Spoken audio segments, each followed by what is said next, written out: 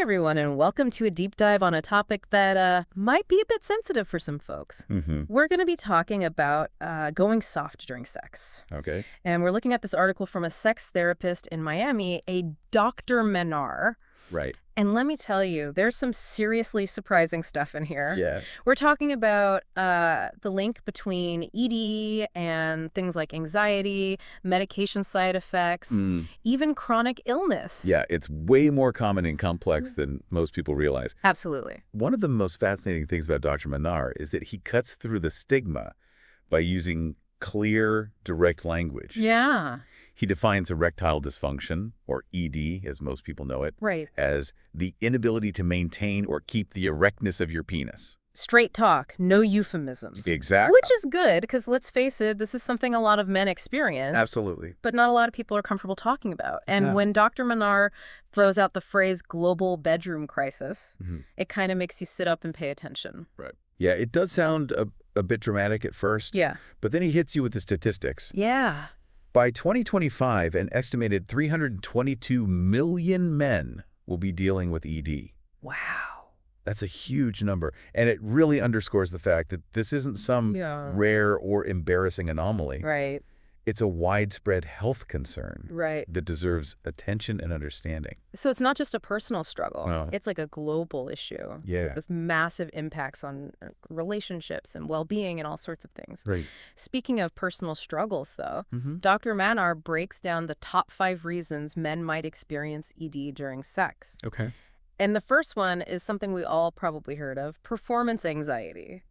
Yeah, it's almost a cliche, Right. but it's a cliche for a reason. It's incredibly common. Yeah. Studies suggest that anywhere from 9 to 25% of men experience this type of sexual dysfunction. Wow. The pressure to perform, Yeah. the fear of not measuring up, insecurities about body image. Right. All of this can create a mental loop of anxiety that can directly impact your ability to, To maintain an erection. to maintain an erection. Yeah. It's interesting how that mental pressure can create a physical response. It's Yeah. almost like your body's saying, whoa, too much pressure here. I can't handle this right now. Exactly. It's a classic example of the mind-body connection. Right. And something Dr. Mannar addresses directly. Okay. He talks about the importance of open communication with your partner. Yeah. Being able to voice your anxieties and concerns can often help alleviate the pressure Right. and create a more supportive and understanding dynamic. This next one really caught me off guard. Medications. Okay. I had no idea that something as simple as taking a pill for an unrelated issue could actually contribute to ED. It's surprising, isn't it? Yeah. But research shows that up to 25% of ED cases are actually caused by medication side effects. Wow. Think about it. If you're taking medication for high blood pressure, for example, Yeah. Okay. it's designed to regulate your blood flow, Right. which can inadvertently impact blood flow to, Other areas. other areas. Yeah. So it's not necessarily something inherently wrong with you, Right. but it could be a reaction to something you're taking to try to improve your health. Exactly. And this highlights the importance of being aware of potential side effects and having open and honest conversations with your doctor about any concerns you might have. Okay, so before we move on, let's get specific. Sure. What are some of the medications that could be contributing to ED? There are several. Okay. Some of the ones listed in Dr. Mannar's article include hydrochlorothiazide, which is often prescribed for blood pressure, Right. beta blockers, which are also used for heart issues, and even some antidepressants like SSRIs. For those who might not be familiar, Yeah. SSRIs are selective serotonin reuptake inhibitors. Right. They're commonly used to treat depression and anxiety. Exactly. And just to be clear, we're not giving medical advice here. Of course. This is purely informational. Right. If you have concerns about any medication you are taking, please talk to your doctor. Absolutely. Don't make any changes based solely on what you hear on this deep dive. Right. But it is a good reminder to be aware of these potential side effects and advocate for your own health, right? Well, absolutely. Okay, ready for another curveball? I think so. This one really blew my mind, the connection between ED and chronic illness. This is where things get really interesting. Yeah. Because ED can actually be an early warning sign of some serious health conditions, particularly heart problems. Wow. In fact, research suggests that ED can manifest 3 to 5 years before a cardiac issue is diagnosed. That's wild. It's like your body's sending up a red flag. Yeah. Saying, hey, something's not quite right here. Yeah, it's almost like ED is a canary in a coal mine for your overall health. That's a great analogy. Yeah. It really underscores the importance of taking ED seriously, not just as a sexual issue, Right. but as a potential indicator of underlying health problems that need attention. So it's not just about bedroom performance. It's about paying attention to what your body's trying to tell you about your overall well-being. Exactly. What specific chronic illnesses are we talking about here? Well, we're talking about conditions that affect a significant portion of the population. Hypertension, diabetes, obesity, high cholesterol. Oh, wow. Okay. All of these have strong links to ED. Yeah. And the statistics are pretty stark. Okay. For example, studies show that 40% of men with ED also have hypertension. Wow. And men with diabetes are twice as likely to experience ED. It makes sense when you think about it, right? Yeah. These conditions all impact blood flow and nerve function, which are obviously crucial for, well, Precisely. It all comes back to that mind-body connection we talked about earlier. Right. And speaking of mind-body connection, the next reason on Dr. Mannar's list is depression. It's almost like a domino effect, isn't it? One aspect of your health impacting another, and then another. Right. I can see how depression could really take a toll on someone's sex life. Absolutely. Yeah. Depression can drain your energy, lower your self-esteem, disrupt your hormone balance, all things that can make it difficult to achieve and maintain an erection. You're right. Yeah. Research shows that men with depression are 40% more likely to experience ED. Wow. And conversely, struggling with ED can then lead to anxiety and depression, Right. creating a vicious cycle. It's a complex interplay of factors, which is why seeking professional help is so crucial. Absolutely. Now on to our final culprit, and this one might be a bit of a buzzkill for some excessive drinking. Yes. Alcohol's effect on sexual performance is something everyone's heard about. But what's the science behind it? Why does having one too many sometimes lead to, well, difficulties in the bedroom? Well, as we all know, alcohol is a depressant. Right. And as we've discussed, that can interfere with arousal. Yeah. But it also directly impacts brain function, Okay.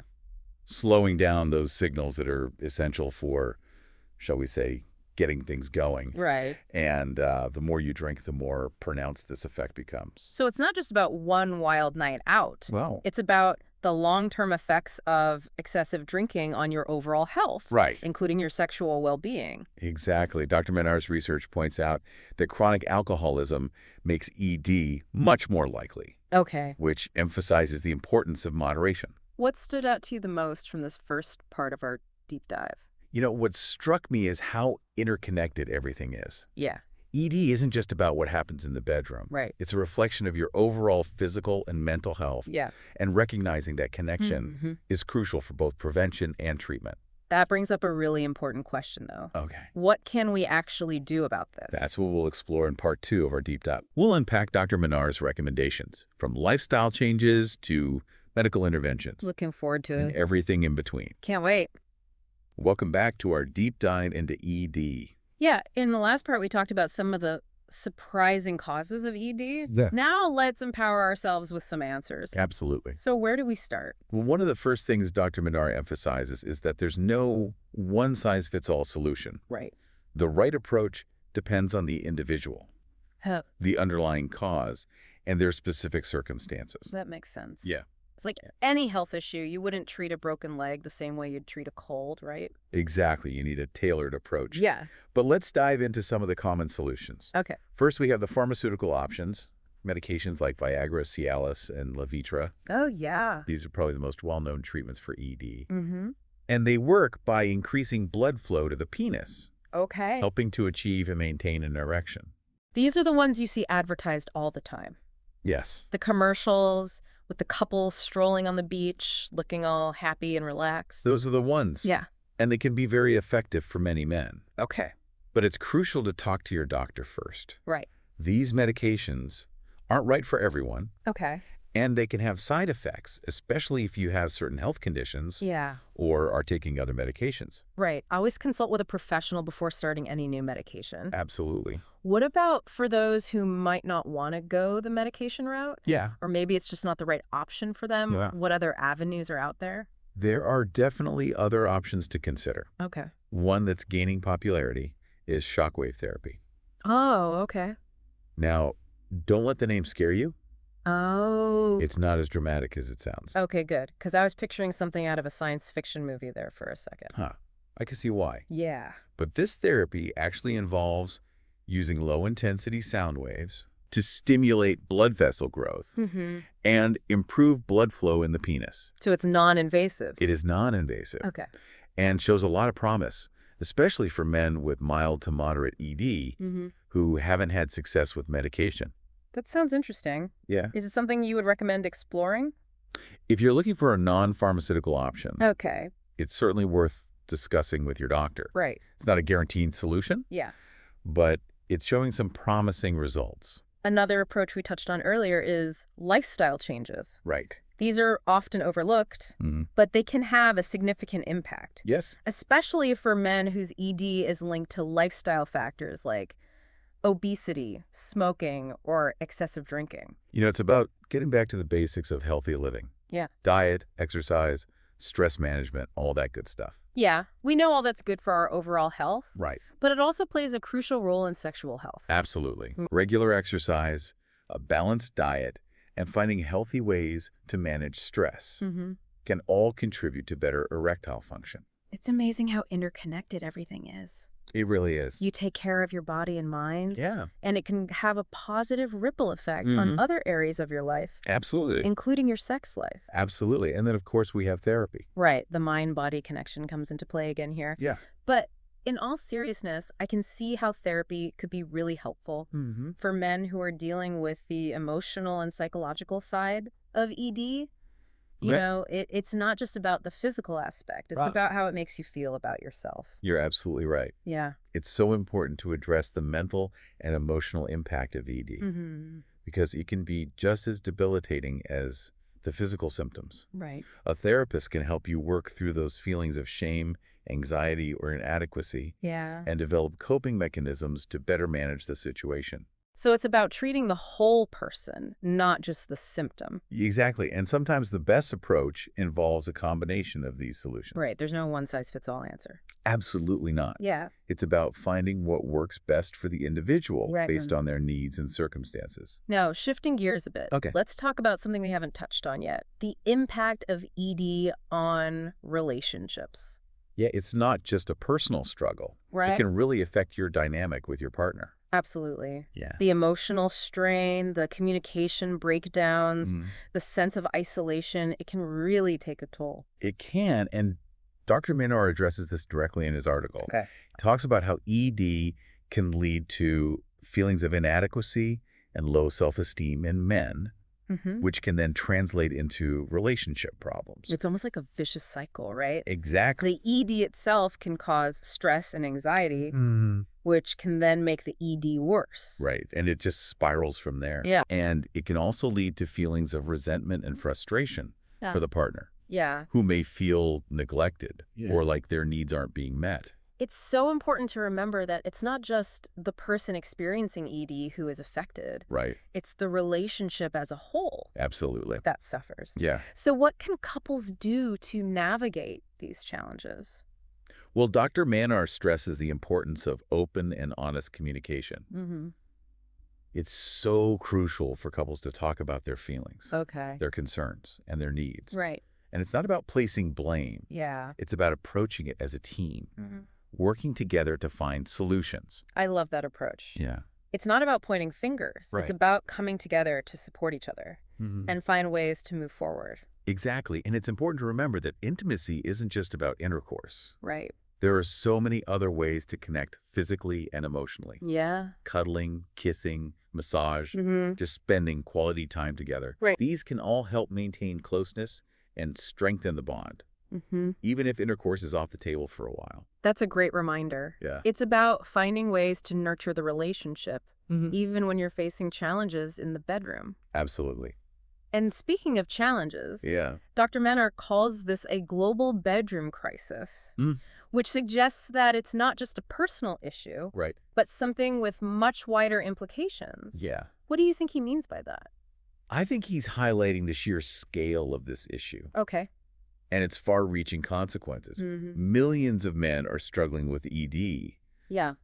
And those struggles have ripple effects on relationships, families, and even our societal understanding of masculinity. It's like a hidden epidemic. Yeah. With implications that we might not even fully grasp yet. Exactly. And by bringing this issue into the light, Right. by talking about it openly and honestly, Yeah. we can start to break down the stigma, encourage help-seeking behavior, Yeah. and ultimately create a more supportive environment for men to thrive. The more we talk about it, Yeah. the less shame and isolation men will feel. Absolutely. But what about those who are struggling right now? What advice does Dr. Mannar offer to men who are dealing with the emotional and psychological burden of ED? He stresses the importance of self-compassion. Okay. It's so easy to get caught in a cycle of negative self-talk. Right. To beat yourself up for not being able to perform the way you think you should. But he encourages men to challenge those thoughts. Yeah. To be kinder to themselves. Okay. And to remember that their worth is not tied to their sexual performance. It's about recognizing that you're not alone in this. Right. That it's a health issue, Yeah. not a personal failing, and that there are ways to cope and find solutions. Exactly. And speaking of solutions, Okay. in the next part of our deep dive, Okay. we'll explore some of the resources and support systems available Awesome. for men dealing with ED. That's great, because sometimes knowledge is power. But sometimes you need a helping hand to put that knowledge into action. Absolutely. So stay tuned, and we'll equip you with the tools and resources Okay. to navigate this challenge and move toward a healthier and more fulfilling sex life. Welcome back to the final part of our deep dive into ED. We've covered a lot of ground, from the causes and the treatments to the emotional and relationship impacts. Yeah. But now let's talk about where you can go for help. Okay. Because information is great, but sometimes you need a little extra support to actually put it into practice. You're absolutely right. And the good news is there are a ton of resources available for men struggling with ED. That's really reassuring to hear. Yeah. So where would you suggest someone start if they're feeling lost or overwhelmed? Well, the first and most important step is to talk to your doctor. They can help determine the underlying cause of your ED, Right. rule out any serious medical conditions, And recommend the most appropriate treatment options for you. It always circles back to that, doesn't it? It does. Seeking professional medical advice is crucial. It is. Your doctor is your best ally in this journey. Yeah. But beyond that, Yeah. there are organizations like the Sexual Medicine Society of North America Okay. and the International Society for Sexual Medicine that offer a wealth of information and resources. Okay. And can even connect you with qualified healthcare professionals in your area. So it's about arming yourself with knowledge Right. and finding the right experts to guide you. Exactly. What about support groups? Yeah. I imagine connecting with others who are going through a similar experience could be really helpful. Absolutely. Yeah. Support groups can be incredibly powerful. They provide a sense of community, Right. reduce feelings of isolation, Yeah. and offer a safe space to share experiences, coping strategies, Right. and just know that you're not alone in this. There's something so validating about knowing that you're not the only one going through something. Yes. Especially when it's something as personal and often stigmatized as ED. Exactly. And for those who might not feel comfortable with those face-to-face interactions, there are also numerous online forums and communities dedicated to ED. Okay. These offer a sense of anonymity and convenience Right. while still providing valuable insights and connections. That's great. It's all about finding what works best for you and your comfort level. Right. But regardless of how you choose to seek support, Yeah, the important thing is to reach out, absolutely. to connect, and to remember that asking for help is a sign of strength, not Yes. weakness. I couldn't agree more. Yeah. It shows that you're taking control of your health and well-being and that you're committed to finding solutions. Now, as we wrap up this deep dive, I want to circle back to something we touched on earlier. Okay. Dr. Mannar's statement about ED being a global bedroom crisis. Right. It's a powerful statement. It is. And I'm curious to hear your thoughts on what it means and Yeah. what implications it has for us as a society. I think Dr. Mannar is highlighting the sheer scale of this issue Okay. and its ripple effects on relationships, mental health, and even our cultural understanding of masculinity. ED is incredibly common, yet it's often shrouded in silence and shame. Yeah. And that silence can be incredibly damaging, both for individuals and for society as a whole. It's like we've created this culture where men are expected to be strong and virile, And when they struggle with something like ED, they feel like they failed somehow. Exactly. And that fear of failure, that pressure to conform to societal expectations can actually exacerbate the problem. Right. It creates this vicious cycle of shame and silence that prevents men from seeking help. And perpetuates the stigma surrounding ED. So it's not just about treating the physical symptoms. It's about challenging those deeply ingrained societal norms. Absolutely. And fostering a more open and accepting dialogue around men's sexual health. Precisely. Yeah. It's about recognizing that ED is a health issue. Right. Not a moral failing. And that seeking help is a sign of strength and self-awareness. Yeah. And by having these conversations, by bringing this issue into the light, we can start to break down those harmful stereotypes and create a more supportive environment for men to thrive. That's a powerful message to end on. So to everyone listening, if you're struggling with ED, know that you're not alone. Right. There's help available. Yeah. And there's hope for a brighter, more fulfilling future. Absolutely. Don't let shame or stigma hold you back. Right. Reach out, connect, and start taking steps towards reclaiming your sexual health and well-being. And remember, taking care of your sexual health is an integral part of taking care of your overall health. It's about embracing a holistic approach to well-being, both physically and emotionally. Thank you for joining us on this deep dive. Yes, thank you. We hope you found it informative, empowering, and maybe even a little bit liberating. Absolutely. Until next time, stay curious, stay informed, and stay well.